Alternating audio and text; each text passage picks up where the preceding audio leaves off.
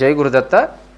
మన ఇంటికి, మన వ్యాపారానికి, మన కార్యాలయానికి, లేదా మన ఫ్యాక్టరీకి, లేదా మన సంస్థకి ఎక్కువగా ధనాకర్షణ కలగాలంటే మనం ఏం చేయాలి అనేటువంటి విషయాన్ని ఇప్పుడు మనం తెలుసుకుందాం.